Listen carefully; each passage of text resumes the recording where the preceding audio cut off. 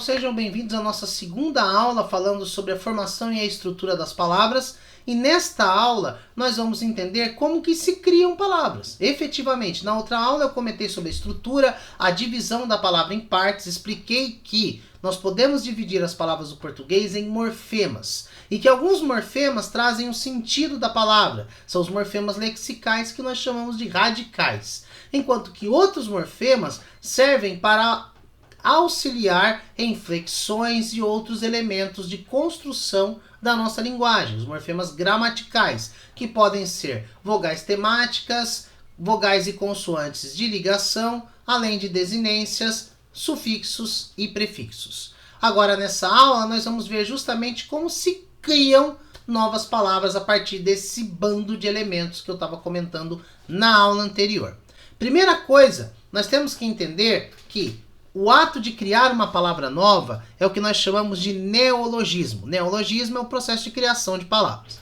Normalmente, uma palavra nova ela é criada por uma pessoa, por um autor, por um grupo social, e ela demora a se tornar parte da língua. Às vezes ela se torna parte da língua por conta da prática, do uso, da recorrência, da frequência dessa palavra.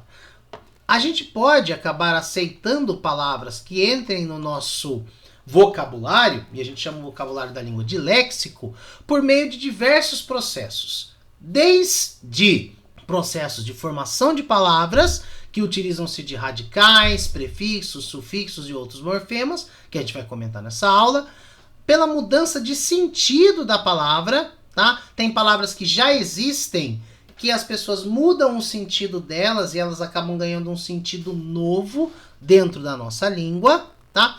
Eu vejo isso, por exemplo, em relação à palavra resenha. Muita gente usa resenha no sentido de bater papo num bar e conversar com os amigos. Hoje em dia é um termo muito comum para ser usado dessa forma, mas a origem da palavra resenha é um texto, que eu comentei em uma das aulas anteriores, que você utiliza para fazer um resumo e dar uma opinião a respeito de algum objeto, algum objeto artístico e etc. Então, é um texto de opinião sobre uma avaliação sobre um produto, né? E ela mudou de sentido, mudou para assumir um outro sentido.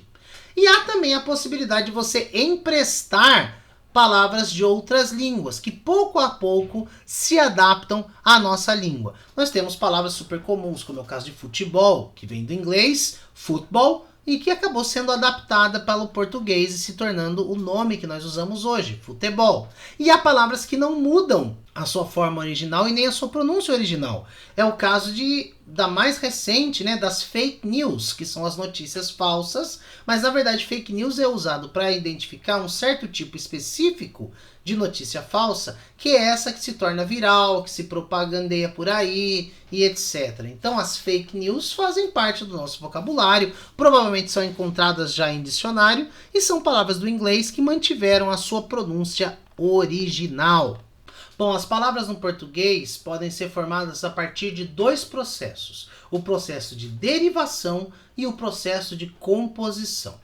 O que é o processo de derivação? Vamos partir para os exemplos primeiro para isso ficar mais claro para nós, né? Vejam a palavra feliz. A palavra feliz é uma palavra primitiva, uma palavra que não vem de nenhuma outra palavra da língua portuguesa, tá? A palavra feliz dá origem a palavras como felicidade e infelicidade. Essas palavras são formadas pelo acréscimo de prefixos e sufixos, do sufixo dade e do prefixo in. Isso é um processo de derivação, certo? É quando uma palavra deriva de outra pela inclusão de prefixos ou sufixos. Nós temos tipos de derivação de acordo com o que a gente coloca, mas é muito simples, tá, gente? Quando a gente coloca um prefixo, a gente chama essa derivação de derivação prefixal ou prefixação. É o nome básico dela. Então, quando a gente coloca um prefixo, já falei do rever, do prever, nós podemos falar de outros prefixos como anti e hiper, que aparecem nas palavras como antiácido, hipermercado e etc. É importante saber que, às vezes, prefixos podem ter o mesmo formato, podem ser representados pelo mesmo som, as mesmas letras, mas não tem o mesmo sentido. a gente tem pelo menos 3 prefixos re. Um re, que indica a ideia de repetição, que a gente já viu, do refazer, reler, rever e etc. A gente também tem o re com o sentido de movimento para trás, quando eu falo, por exemplo, recolher. Colher é pegar coisas, recolher é guardar coisas. É um processo regressivo. Regressar, inclusive, a palavra regressar, tá? Que diz uma coisa que volta para o passado. E nós temos a ideia de movimento contrário, como por exemplo em reagir. Alguém age contra mim e eu reajo, estou respondendo para ele. Mesma coisa de rebater, alguém me bate e eu bato de volta, eu rebato o que a pessoa fez contra mim. Então é importante tomar cuidado para não confundir os prefixos. E temos a derivação sufixal, também chamada de sufixação, que ocorre quando você acrescenta um sufixo. Tá? Então, eu tenho leite, palavra leite. Leite, derivado de leite, leiteiro. O eiro é um sufixo. Assim como nós tínhamos o gostoso, nós temos o bondoso. É alguém cheio de bondade, certo? Então, quando você coloca no finalzinho um sufixo, você cria uma sufixação. É um processo de derivação sufixal. Esse é o processo mais comum de formação de palavras, certo? Por exemplo, a gente pode criar advérbios no português apenas colocando mente no final deles. Tá? Então, feroz, ferozmente, jeitoso, jeitosamente, e assim por diante. A gente pode criar verbos no português apenas colocando ar no final, como em cópia, copiar, dedo, dedilhar um instrumento musical, e assim por diante. A gente pode criar, inclusive, a partir de palavras estrangeiras, como é o caso de deletar, que tem origem na palavra em inglês delete, que é uma tecla do teclado, que a gente chama de delete, né? E que deu origem a deletar. E existe também a chamada derivação parasintética ou parassíntese. O nome é esquisito, mas a derivação é simples. O que isso quer dizer? É quando a gente junta ao mesmo tempo um prefixo e um sufixo, tá? Então, por exemplo, tem a palavra vermelho. A cor vermelha, né, que é um adjetivo. Se eu quero criar um verbo a partir de vermelho, as coisas que se tornam vermelhos, como por exemplo, ele ficou com vergonha e a pele dele ficou vermelha. Como que eu digo isso usando um verbo? Eu uso o verbo avermelhar. Veja, não existe o verbo vermelhar. Também não existe a palavra avermelho. Você só consegue construir um verbo para avermelhar com o a e o ar juntos. Um sufixo, um prefixo juntos, formando uma derivação parasintética. Mesma coisa com o verbo engavetar. Quando eu falo gaveta, uso a palavra gaveta e eu quero criar um verbo que indica algo que você guarda em gavetas. Você não fala gavetar, você fala engavetar. Por que isso acontece? Evolução da língua, gente. Depende da palavra, depende da estrutura, das mudanças que acontecem. Eu posso usar também o exemplo do achocolatado. Você tem a palavra chocolate, você tira o e você cria um chocolatado. Não existe chocolatado, nem existe achocolate. Existe achocolatado. As duas vêm juntas. É importante entender, tá, que a derivação parasintética não é a mesma coisa quando a gente tem uma derivação de prefixo e sufixo ao mesmo tempo. Eu vou explicar. Quando eu tenho, por exemplo, a palavra infelicidade, existe a palavra infeliz e existe a palavra felicidade. Aqui o que nós temos são, no caso de infelicidade, sufixação e prefixação ao mesmo tempo. Por quê? Porque se eu tiro o prefixo, eu tiro o sufixo, as duas palavras continuam existindo. Nós temos a palavra feliz, infeliz, felicidade e infelicidade. Certo? Agora, quando eu digo esclarecer, existe a palavra esclaro ou esclara? Não. Assim como não existe a palavra clarecer. Nesse caso, só dá para construir o verbo a partir de esclarecer, colocando os dois. Quando os dois, o prefixo e o sufixo, são exigidos para a construção, nós temos derivação parasintética. Quando você pode criar outras palavras com sufixos e prefixos iguais, várias palavras, como é o caso de feliz, aí você tem simplesmente derivações sufixais e prefixais acontecendo ao mesmo tempo, tá? Mas aqui a classificação é apenas uma forma da gente entender como as coisas funcionam. Não precisa ficar então preocupados com isso no momento. Um outro tipo de derivação que nós chamamos de derivação regressiva, que é quando a palavra que é derivada, ela vem a partir de uma redução, tá, de elementos que existem na palavra primitiva. Você tira partes da palavra original. É o caso de jogo. Jogo não é a origem da palavra jogar. Jogar é a palavra de origem. É a palavra primitiva. O verbo jogar é a palavra primitiva. Jogar deu origem a jogo. Vejam, ele perdeu o R do verbo. Assim como luta tem origem da palavra lutar. Assim como choro tem origem na palavra chorar. E assim por diante, tá, gente? Esse tipo de derivação ele é muito comum quando a gente faz substantivo a partir de verbo. A gente cria nomes a partir de verbos. Atacar, ataque. Destacar, destaque. Assim como é comum o uso de o, como é o caso de agitar, agito, vacilar, vacilo e assim por diante. Normalmente, nos casos de derivação regressiva, a gente não tem como saber se a palavra é derivada ou primitiva só olhando. A gente tem que olhar no dicionário ou em algum material do tipo. Não dá para você adivinhar. Quem que veio primeiro, jogo ou jogar? Se você não estuda a língua, não conhece a língua a fundo, você não tem como saber isso. Normalmente o critério é a gente pensar se o substantivo é um substantivo abstrato. Normalmente o substantivo abstrato, ou um substantivo que expressa ação, ele é derivado de um verbo. Se o substantivo é concreto, ele é o primitivo e a palavra verbo é derivada. Então, por exemplo, casa. Casa é um objeto da realidade. A gente conhece a casa, um substantivo concreto. Casar é derivado de casa. Agora, a palavra brigar. Brigar é um verbo que vem do quê? Vem de briga. Mas briga é um substantivo abstrato, certo? Certo, na verdade, briga deriva de brigar. Tá? E aí que a gente entende qual é a primitiva e qual é a derivada. O último caso de derivação que nós vamos ver é o que nós chamamos de derivação imprópria ou conversão. É quando uma palavra muda de classe. Tá? Ela deixa de ser da sua classe original e passa a assumir uma outra classe. Isso é muito comum, por exemplo, com cores. Eu viro e falo, o cara usa um lenço vinho no pescoço. Tá? Vinho é uma palavra que indica uma bebida. Porém, a gente associou a cor da bebida com uma cor que ela tem, né? E que a gente chama de vinho. Então, a cor vinho é um adjetivo, mas o substantivo original é vinho. Né? Então, nós temos uma derivação. Um substantivo virou um adjetivo. Agora, eu posso fazer isso também com um adjetivo virando um advérbio. Por exemplo, forte. Normalmente eu falo, o rapaz é muito forte. Isso é um adjetivo.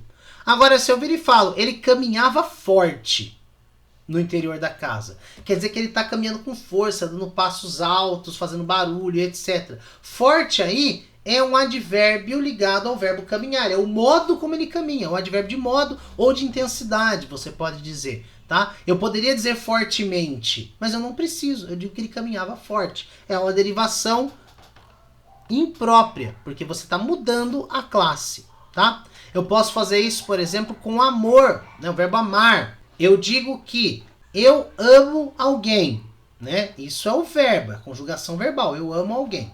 Agora, quando eu digo amar é muito importante, nessa frase amar é um substantivo, é uma derivação imprópria. Uma coisa importante aqui, para a gente não se confundir, é que muitas vezes, quando você cria palavras que são cores, tá? Como é o caso de rosa, cinza, laranja, essas palavras todas são derivadas de objetos, tá? A laranja, ela deu origem à cor laranja. As cinzas deram origem à cor cinza. A rosa, a flor, deu origem à cor rosa, e assim por diante. Deu origem ao nome das cores. O que acontece? Quando eu tenho esse tipo de procedimento, a palavra original, rosa, cinza, laranja, elas não vão para o plural quando são adjetivos. Isso é uma regra do português. Então, por exemplo, eu digo camisa rosa. No plural, camisas rosa. Não vamos falar camisas rosas. Não existe isso, tá? Todas as cores que são derivadas de substantivos, de objetos, de seres, não vão para o plural. Calças, laranja. Vestidos, cinza. Lenços, vinho. E assim por diante. Não vão para o plural jamais. E agora o processo de formação de palavras por composição. O que é o processo por composição? É quando uma palavra é formada por 2 ou mais radicais. É possível fazer isso. Você junta radicais. Um exemplo clássico, você já viu aquela florzinha, o girassol, é aquela flor que faz exatamente isso. Ela gira procurando o sol. Vocês já viram o girassol? Ela vira de acordo com a luz do sol. O girassol, ele é formado pelo verbo girar, a palavra gira, e pela palavra sol. São 2 radicais, certo? Gira e sol. Elas se juntam para formar uma palavra só. Assim como a palavra pernilongo, aquele bichinho chato que atrapalha a sua vida, que zumbi no seu ouvido, te pica à noite, suga seu sangue, te transmite doença. Nossa, por que existe mosquito? Enfim, o fato é que o pernilongo é formado por 2 palavras. Perna e longo, né? A perna dele é compridinha, para representar que ele tem aquelas perninhas fininhas e compridas. Pernilongo, tá? Nós temos pelo menos 2 processos básicos de composição. A composição por justaposição, que é quando você simplesmente coloca uma palavra junto da outra. Normalmente a justaposição é formada por hífen, tá? Mas pode ser que não. É o caso de arco-íris. Arco-íris é a junção das palavras arco e íris. Nenhuma mudou, nenhuma perdeu forma. Você simplesmente pôs as 2 juntas. Justaposição. Mesma coisa com guarda-chuva. Né? Você mudou guarda e chuva? Não. Você juntou as 2 palavras e elas formaram uma outra palavra. É uma forma bastante comum. Elas mantêm a sua autonomia de estrutura, de som e etc. Por outro lado, nós temos a aglutinação. A aglutinação é quando uma das partes da palavra perde uma letra, um som e etc. É o caso que eu já falei do pernilongo. Né? Perna, caiu o A e apareceu um I aí no meio. Pernilongo. A gente perdeu uma letra. Assim como a palavra planalto, que vem de plano e alto. O O desapareceu, o A de alto se manteve. Então, quando você aglutina 2 elementos, eles se juntam, nós temos, às vezes, a perda de uma letra, de uma vogal, de uma consoante, etc. Quando você justapõe, faz a justaposição, não se perde nada das palavras originais. A gente também pode formar palavras por outros processos, tá? Há palavras que são derivadas de onomatopeias. Você sabe o que é uma onomatopeia? Uma onomatopeia é quando a gente tenta reproduzir o som produzido por alguma coisa, como tic-tac. Tic-tac do relógio. Existem palavras que são derivadas de onomatopeia. É o caso do nome de alguns passarinhos, como bem-te-vi, arara. São nomes que vêm dos sons que os bichos produzem, certo? Isso é uma criação de palavras a partir de uma onomatopeia. Assim como quando a gente cria palavras pelos sons produzidos por instrumentos musicais, é o caso do reco-reco. O reco-reco, que é um instrumento que se encontra bastante em escolas de samba. Né? O reco-reco vem do barulho que ele faz quando você esfrega ele, que é um barulho de reco-reco-reco. Esse é o barulho do reco-reco, tá? E até palavras que a gente nem sabe que são derivadas de onomatopeias, como sussurrar. Sussurrar vem da ideia de você falar bem baixinho.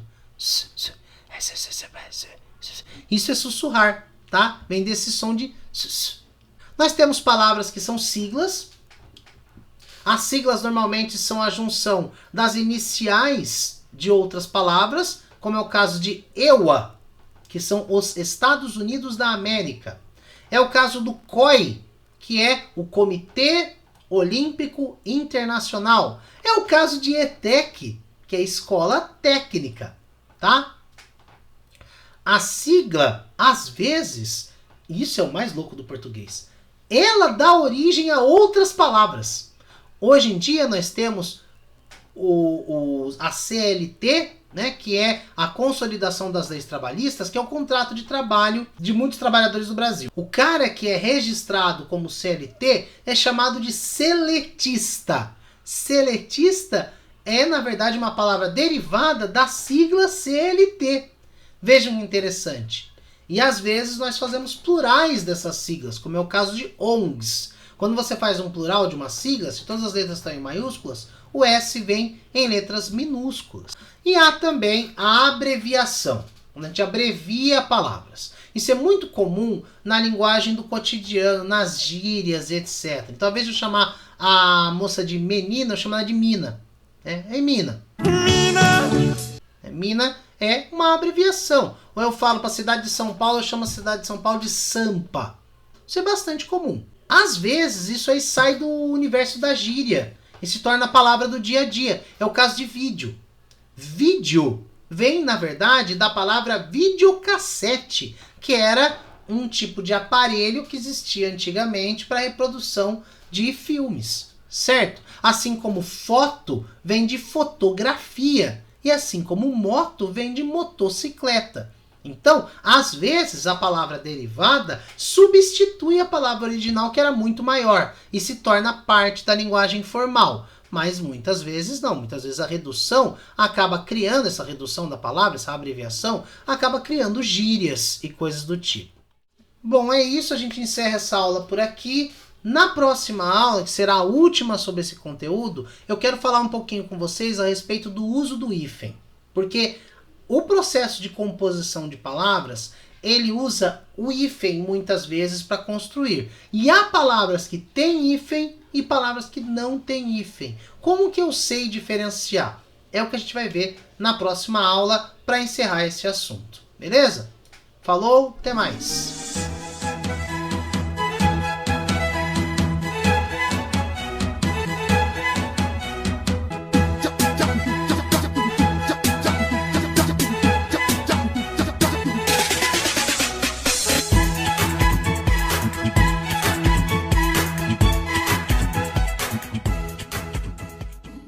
Mas a origem da palavra resenha é um texto, que eu comentei em uma das aulas anteriores, que você utiliza